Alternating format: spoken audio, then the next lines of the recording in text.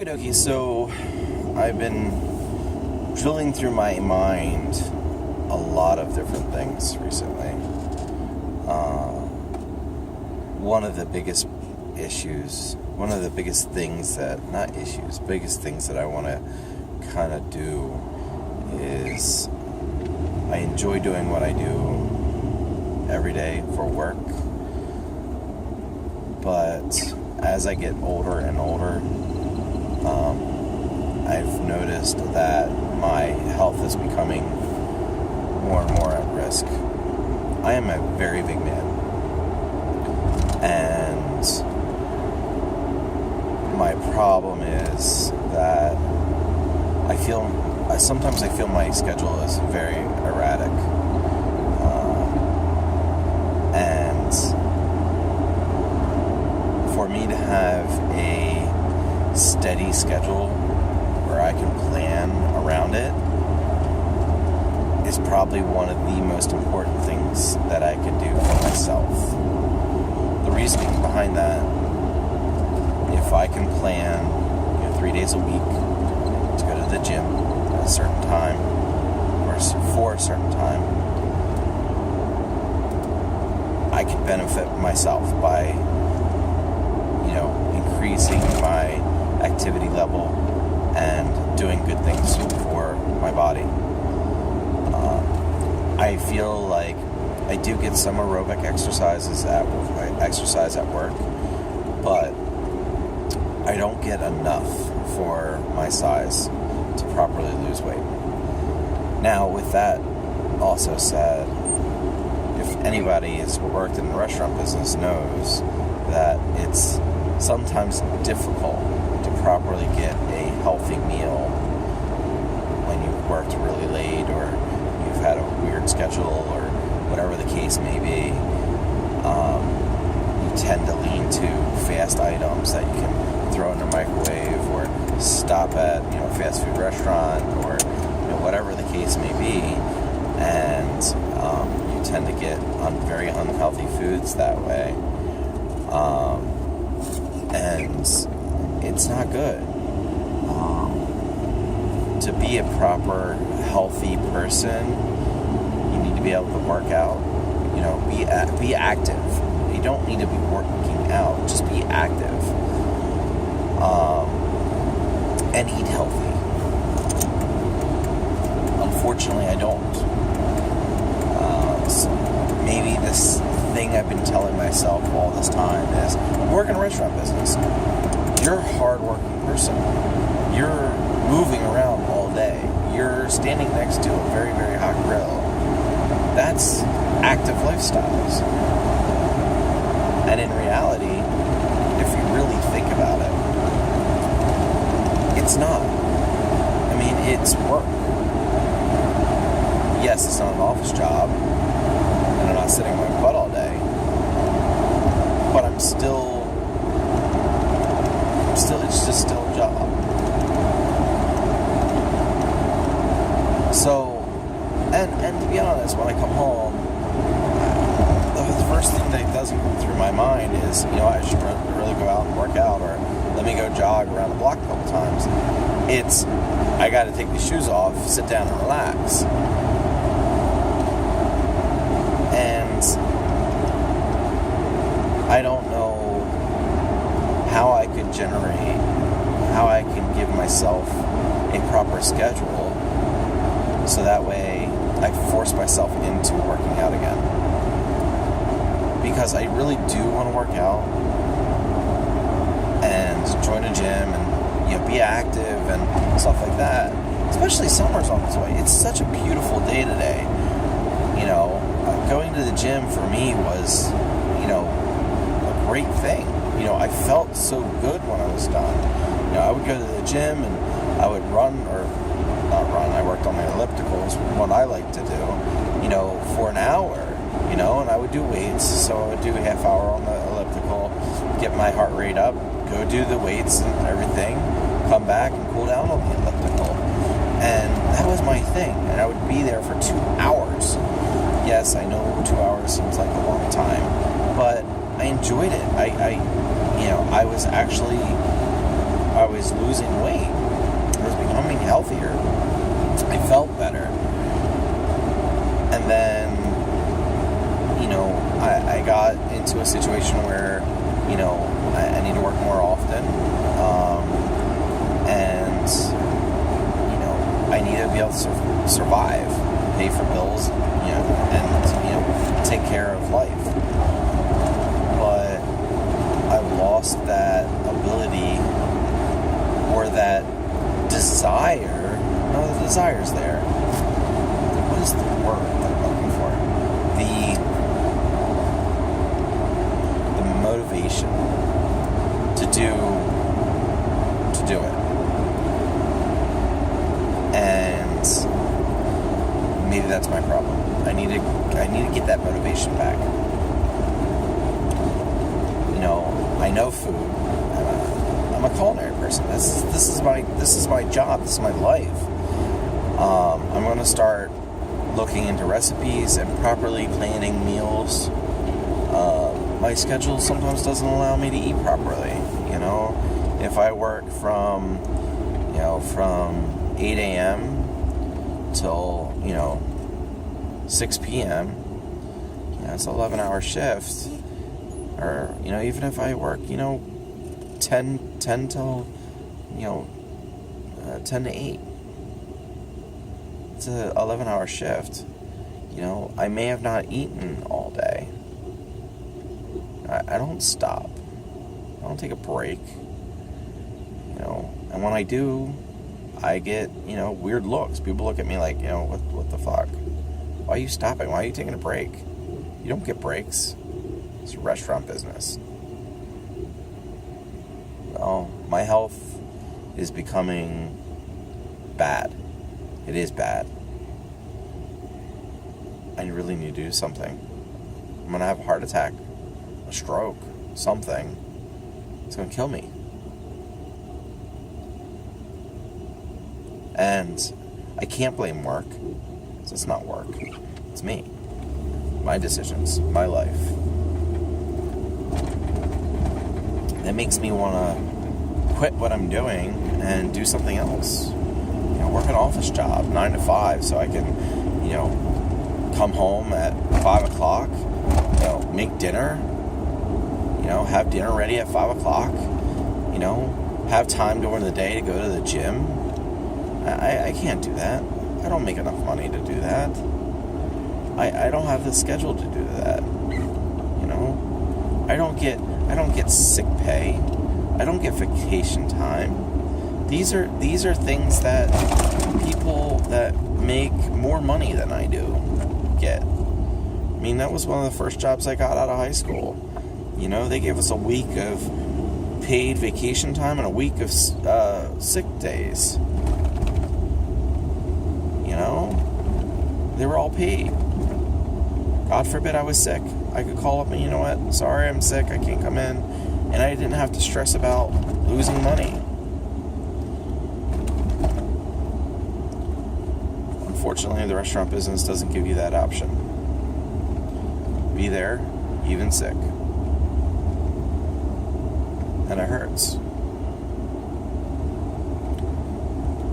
Because at that point, I'm trying to decide on if it's my health or my well-being that I gotta take care of. Should anybody have to worry about that? I don't know. Anyway, so something I've been dwelling on.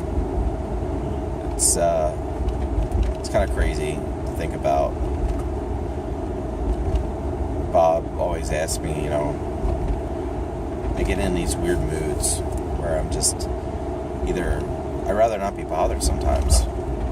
These are things I'm thinking about. The other thing I'm thinking about is kind of fun. I've been streaming video games using my computer. I use OBS and I do all my encoding on the fly. And before, when I was running my Intel or my Pentium build, which was a G3258, on a Z97 board, I had major issues. But right now I'm running my i7 build. It's the 5th gen i7. Is it 5th gen? Yeah. 4790K unlocked. Overclocked. You know, I had a new SSD installed, 950 Pro. Or, sorry, 850 Pro SSD. And so I'm encoding on the fly, and I'm doing it. I decreased the resolution down to 720p 60 hertz because Twitch limits your bandwidth that you're allowed to use. So they max you out at 3,500 kbs a kbs. So that level of bandwidth is good at 720. I didn't want to push it. I wanted to have a smooth, high quality stream. While looking at the video, I've noticed some. I guess the term would be artifacting, but it's that if you really look at it, there are some of the background areas.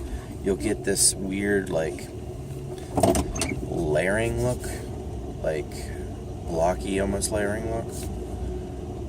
And I don't know if it's the computer encoding causing a lower quality image, or if it's just OBS just trying to encode that stuff, do that work.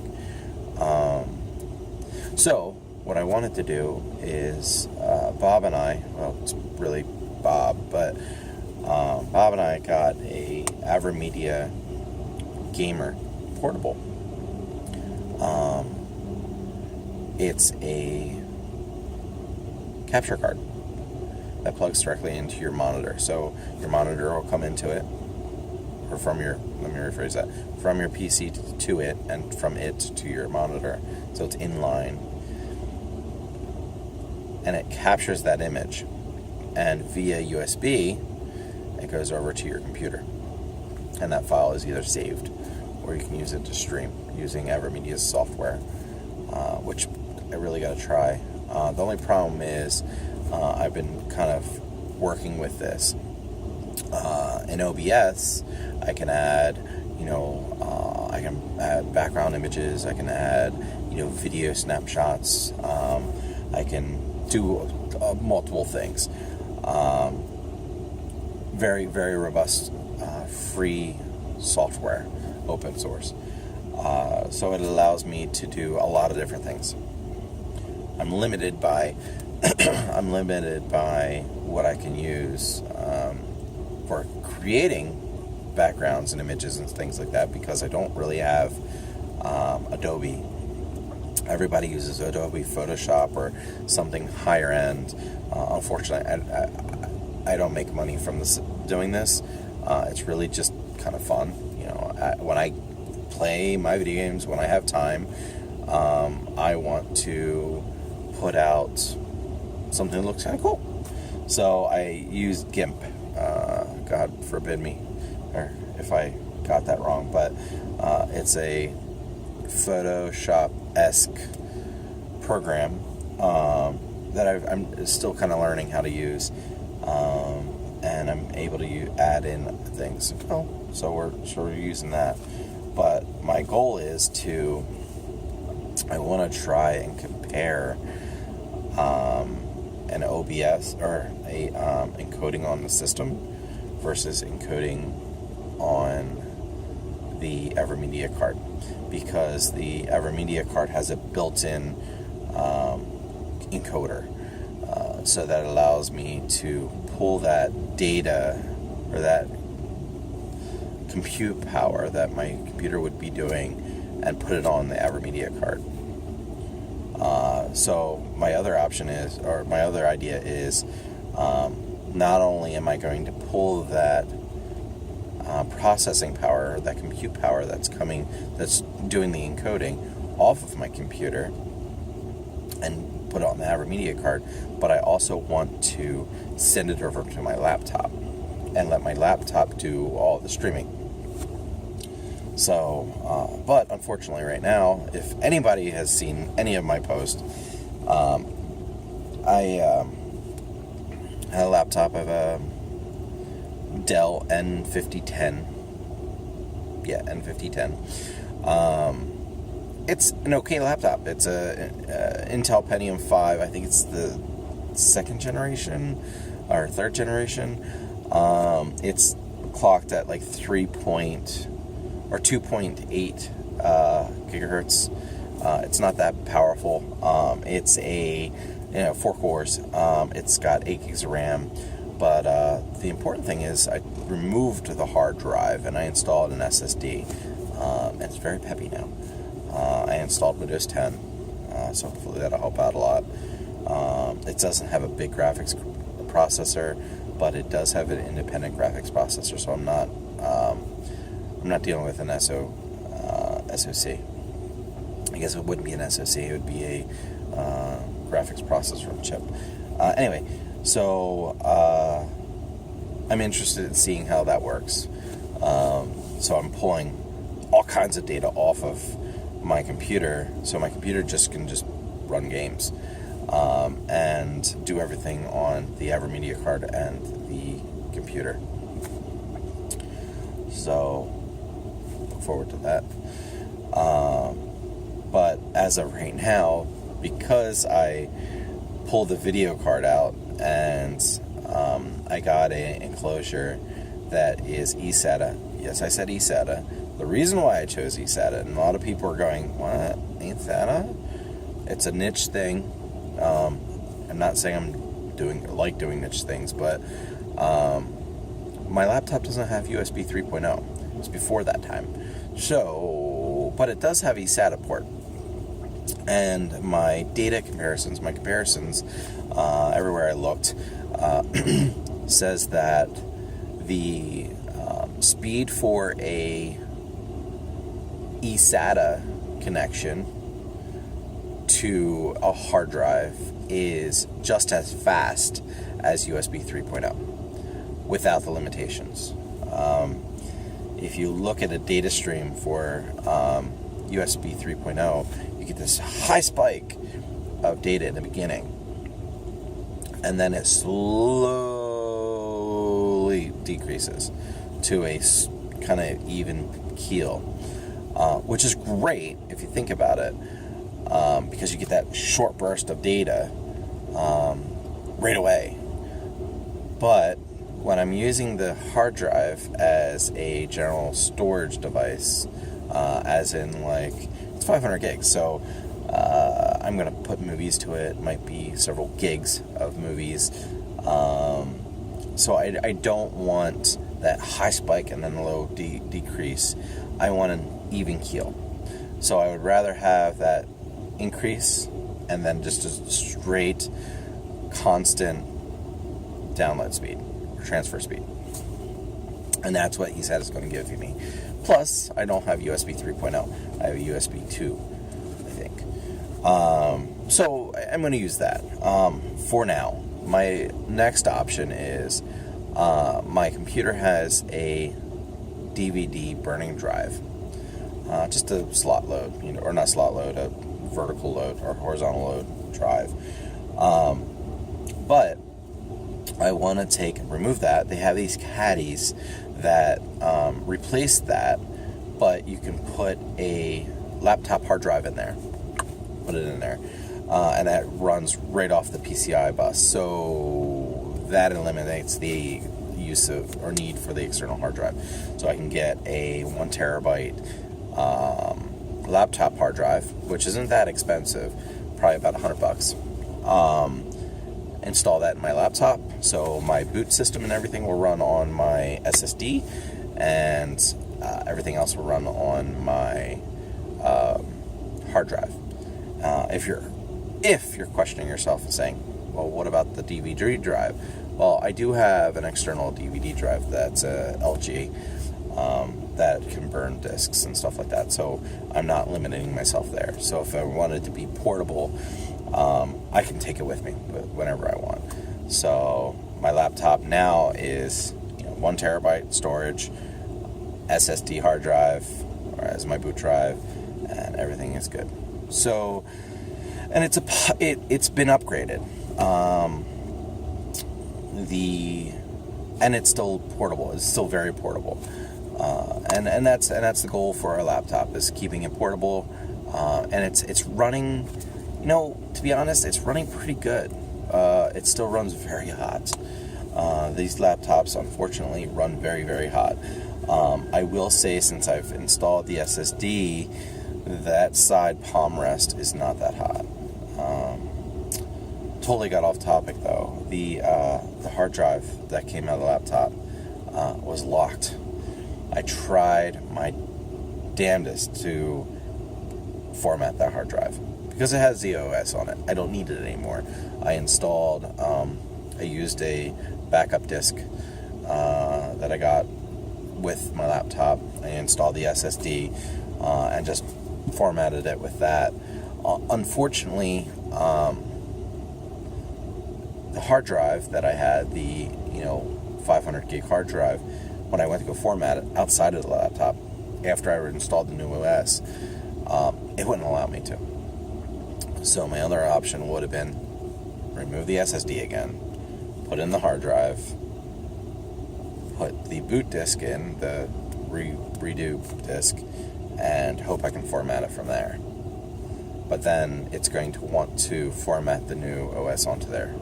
So I was like, So I got this program. I think it was called Boot and Nuke. Probably the worst thing I could be doing right now. But at this point, I was thinking, the hard drive is pretty much dead to me at this point. Not saying I don't want to use it, because if I can use it, I can use it. But they have all these options to go through, and one of the options was, which I thought was kind of cool. If you know anything about policing or government data centers or data usage, you think about it. If Joe Schmo or Agent Joe Schmo has a laptop that he's using, he's got all of his files and stuff on it. Now they want to repurpose that or even get rid of that device. They have to format that hard drive so that way the data on there, if it's top secret or whatever the case is, isn't able to be used anywhere else or be able to find located. One way is to completely destroy the disk, and I guess that's doable. It's a cost of doing business, I guess. But let's say you want to sell that item because you can recover some of that money that you already spent. Well, each government agency has their way of formatting hard disks, not only to be able to get rid of them, but to repurpose them. The problem is they're very, very, very, particular about how they're gonna do this. So I was looking through it and I saw the one that said Canadian Mounted Police. I forget, disk formatter or something like that. I forget the term that they used. But it was for the Canadian Mounted Police. It was like, cool.